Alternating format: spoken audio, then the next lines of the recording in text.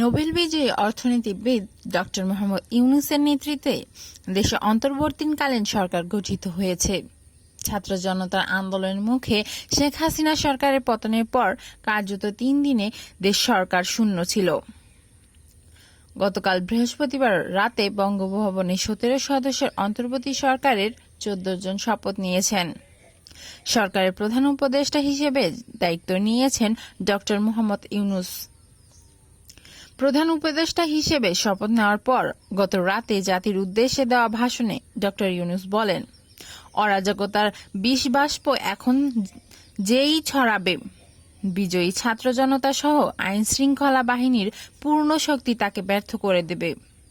আন্দোলনকারী শিক্ষার্থীদের প্ল্যাটফর্ম বৈষম্য বিরোধী ছাত্র আন্দোলনের 2 সমন্বয়ক মোহাম্মদ নাহিদ ইসলাম ও আসিফ মাহমুদ সজীব ভুঁইয়া নতুন সরকারের উপদেষ্টা হিসেবে যুক্ত হয়েছেন, যা দেশের ইতিহাসে প্রথম। উপদেষ্টা হিসেবে শপথ নিয়ে গণ অভ্যুত্থানে জনগণকে দেওয়া প্রতিশ্রুতি পূরণে কাজ করার কথা বলেছেন বৈষম্য বিরোধী ছাত্র আন্দোলনের সমন্বয়ক নাহিদ ইসলাম। তিনি বলেন, আমরা যে প্রতিশ্রুতি নিয়ে এই গণ অভ্যুত্থান সংগঠিত করেছিলাম, যে প্রতিশ্রুতির জন্য শত শত ভাই বোন হতাহত হয়েছেন, সেই প্রতিশ্রুতি পূরণ করতেই আমরা সরকারে এসেছি। সে প্রতিশ্রুতিগুলো দ্রুত সময়ের মধ্যে পূরণ করার জন্যই সচেষ্ট থাকব। এই সরকারের মোট উপদেষ্টা 16 জন। সাবেক রাষ্ট্রদূত সুদীপ চাকমা, চিকিৎসক বিধান রঞ্জন রায় ও নৌবাহিনীর অবসরপ্রাপ্ত কর্মকর্তা ফাকরুক আজম ঢাকার বাহিরে থাকায় শপথ নিতে পারেননি।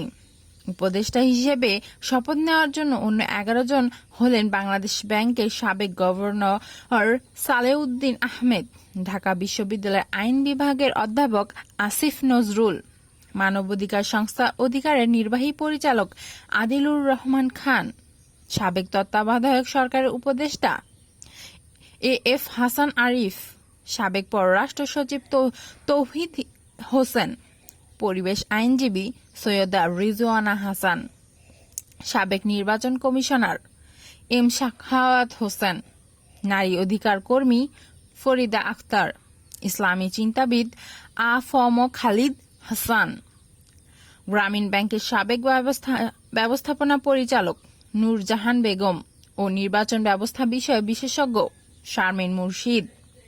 উপদেষ্টা হিসেবে শপথ নেওয়ার পর সরকারের অগ্রাধিকার নিয়ে brigadier general M Sakhawat Hossain বলেছেন, গত কয়েকদিন বিভিন্ন ধরনের অপরাধ হয়েছে।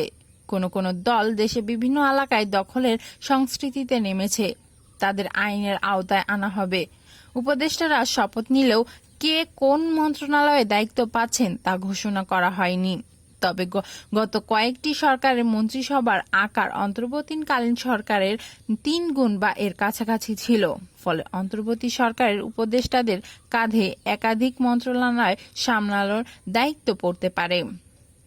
অন্তর্বর্তীকালীন সরকারের উপদেষ্টা ডক্টর আসিফ নজরুল বলেছেন, যে অপশক্তির বিরুদ্ধে আমরা লড়াই করেছি, আমরা যেন সেই শক্তির মতো না হয়ে যাই। তাহলে ছাত্র জনতা যে অভাবনীয় একটা সুযোগ আমাদের জন্য নিয়ে এসেছে, সেটার অর্জন ও মাহাত্ম্য ম্লান হয়ে যাবে। আরেক উপদেষ্টা এএফ হাসান আরিফ মন্তব্য করেন, একটি বিভৎস অবস্থায় এই সরকার গঠিত হয়েছে। এই পরিস্থিতি থেকে আগানোর জন্য সরকারের সময় প্রয়োজন। গত সোমবার ছাত্র জনতার আন্দোলনের মুখে শেখ হাসিনা পদত্যাগ করলে মাত্র 7 মাসের মাথায় তার টানা 4র্থ মেয়াদে সরকারের অবসান ঘটে। পরদিন রাষ্ট্রপতি মোহাম্মদ শাহাবুদ্দিন সংসদ ভেঙে দেন। এতে দেশের নির্বাচিত জনপ্রতিনিধি শূন্য হয়ে পড়ে। সরকার না থাকা এবং সংসদ ভেঙে দেওয়ার পরই দ্রুত অন্তর্বর্তীকালীন সরকার গঠনের দাবি ওঠে। কারণ গত 3 দিন দেশে বিভিন্ন স্থানে হামলা, ভাঙচুর, অগ্নিসংযোগ সহ নানা ঘটনা ঘটতে থাকে। অন্তর্বর্তীকালীন সরকারের প্রধান ডক্টর ইউনূসের নাম প্রথম প্রস্তাব করেন বৈষম্য বিরোধী ছাত্র আন্দোলনের সমন্বয়করা। তাদের 36 দিনের টানা আন্দোলনকে সরকার পদত্যাগ করতে বাধ্য করে। 4 আগস্ট কেন্দ্রীয় শহীদ মিনার থেকে 1 দফা দাবি ঘোষণার পরদিন সোমবারই পদত্যাগ করে দেশ ছেড়ে ভারতে চলে যান শেখ হাসিনা।